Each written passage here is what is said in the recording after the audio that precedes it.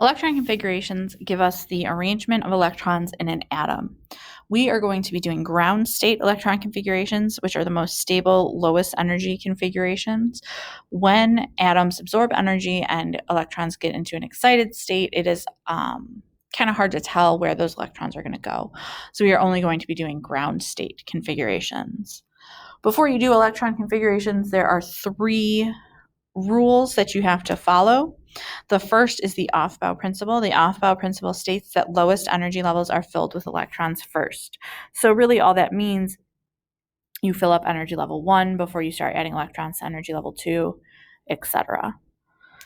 The Pauli exclusion principle has to do with the fact that 2 electrons can occupy an orbital, but electrons are negatively charged, so they repel each other. So if 2 electrons are going to occupy an orbital, they have to have opposite spins. We show electrons as arrows. And then to show that they have opposite spins, you put 1 arrow up and 1 arrow down. Hund's rule says that when electrons occupy orbitals of equal energy, 1 electron enters each orbital until all orbitals contain 1 electron with spins parallel. So what this is referring to are sublevels that have more than 1 orbital. So S sublevels only have 1 orbital. It's not referring to them. P sublevels have 3 orbitals. D sublevels have 5 orbitals. F sublevels have 7 orbitals. So it's only when we're dealing with those sublevels that Hund's rule is going to come into play. So for example, the 2p sublevel, p's have 3 orbitals. If I had 3 electrons to put into this 2p sublevel, you do not pair them up and then leave 1 spot blank. You don't do that because electrons are negative. They don't want to be paired up if they don't have to be.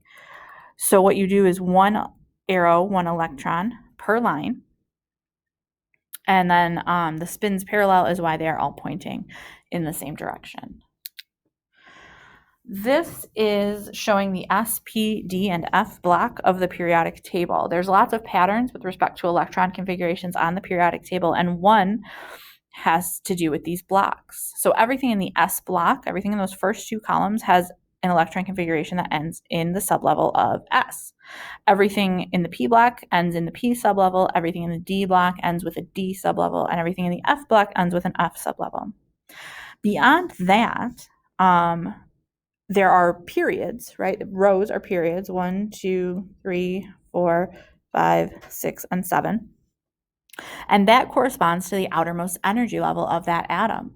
So everything in row 1 has an electron configuration that ends in 1. Everything in row 2 ends in the 2nd energy level. Everything in row 3 ends in the 3rd energy level, etc. So we can tell just by looking at an atom's placement on the periodic table where its electron configuration is going to end. For example, beryllium right here is in the 2nd row. It's in the S block. So beryllium is going to have an electron configuration that ends in 2s.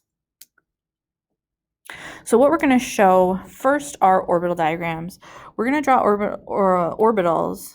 An orbital is a line, we're not going to draw boxes, grouped by sublevel containing arrows to represent electrons. So for drawing orbital diagrams, there's 2 things you need to know. You need to know where the electron configuration ends and how many electrons to use.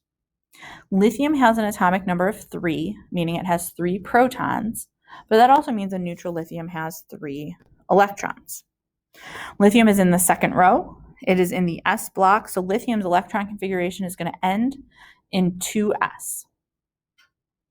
When you are putting electrons into energy levels and sublevels, there's a pattern that you follow that I will get more into in a minute, but for now, that's the first 5, 1s, 2s, 2p, 3s, 3p. So everything starts at 1s, that's the off-bow principle, and then you just continue writing out until you hit whatever you're supposed to hit. So lithium ends in 2s, so I'm just going to write 1s and then 2s. S sublevels have 1 orbital, P sublevels have 3, D sublevels have 5, F sublevels have 7. So we show those orbitals as lines. So 1s, it's 1 line, 2s gets 1 line. Electrons, again, are arrows. So off-bow principle, all of the lower energy stuff gets filled first. So I'm going to fill up everything except this highest sublevel. Orbitals are full with 2 electrons. So I fill up the 1s just by putting 2 electrons. I have to use a total of 3 electrons. So I have one more. So that I have one more and it goes into the 2s. I can then write how many electrons I have in the sublevel as an exponent. So 1s has 2 electrons, 2s has 1 electron. Oxygen has 8 electrons. Oxygen is going to end in 2p. It's in the second row. It's in the p block. So I'm going to write out my order stopping at 2p. S's have 1 orbital, so they get 1 line. P's have 3 orbitals, so they get 3 lines. Again, I'm going to fill up everything except this 2p. So orbitals are full with 2 electrons. I've used 4. I have 4 more that have to be put in. And this is where Hund's rule comes into play. We go 1, 2, 3, 1 arrow per line first, and then pair up like that. So there's 2 in the 1s, so 1s2. There's 2 in the 2s, 2s2. There's 4 in the 2p, 2p4. The chlorine I'm going to do on the next slide. So chlorine is atomic number 17. So 17 electrons.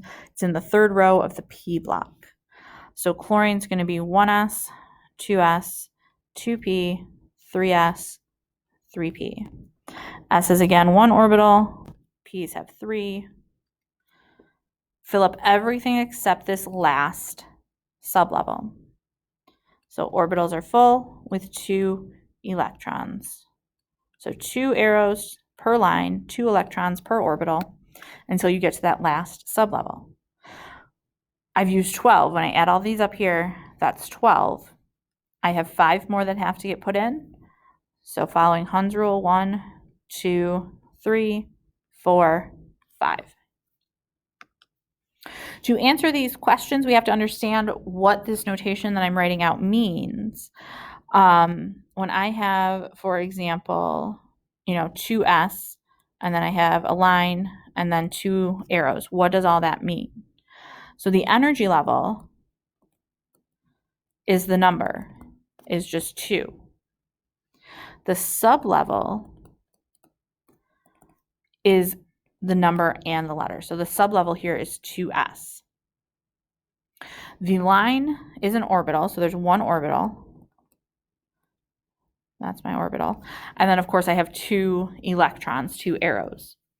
Arrows are electrons. So the highest full energy level in chlorine is the second energy level here. It's not 3s, it's not 3p, because those aren't energy levels. Energy levels are just the number.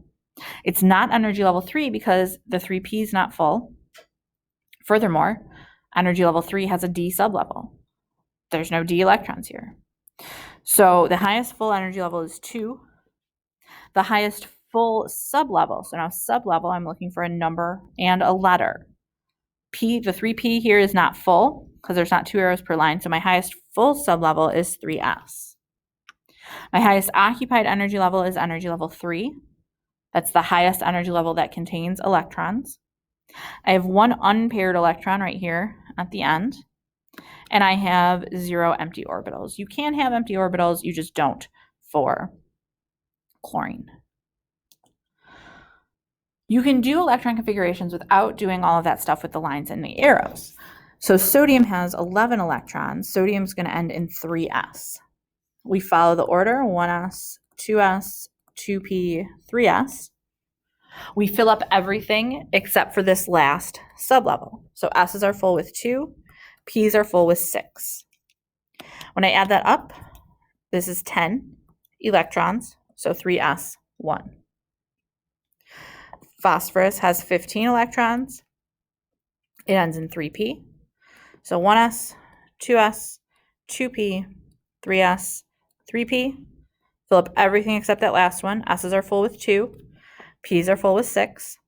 That's 12 when I add those up. So I have 3 more to go into the 3p. Argon's 18 electrons, also 3p. Fill up everything except for that last sublevel. That's 12. I have 6 more to get to 18, so it's 6 electrons in the 3p sublevel.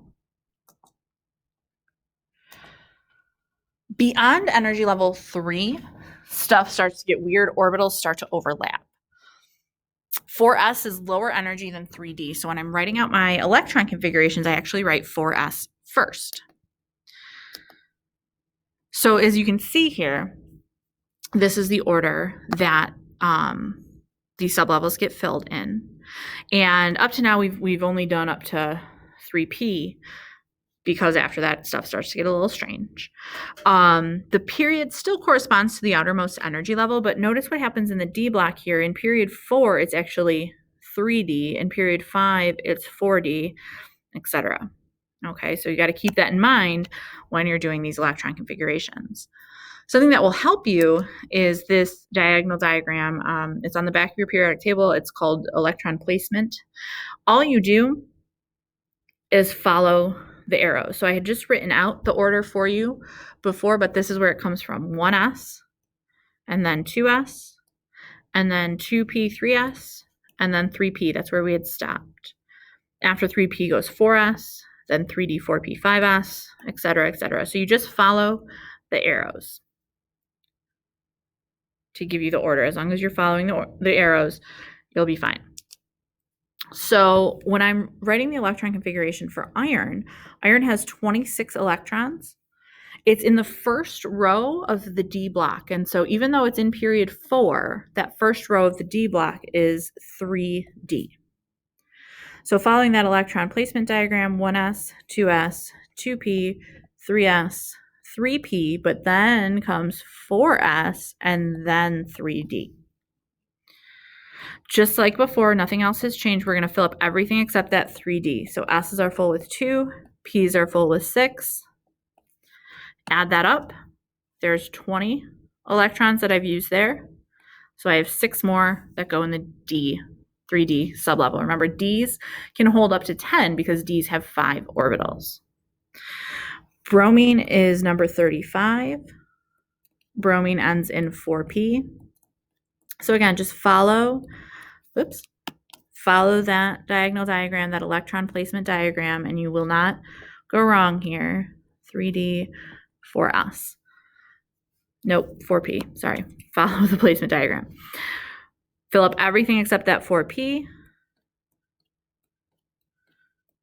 D's again, full with 10. So that's 30 electrons. I have 5 left to go into the 4p. Barium's atomic number 56. Barium goes all the way up to 6s. So I'm going to start at 1s and just follow along. 3p, 4s, 3d, 4p, 5s, 4d, 5p, 6s.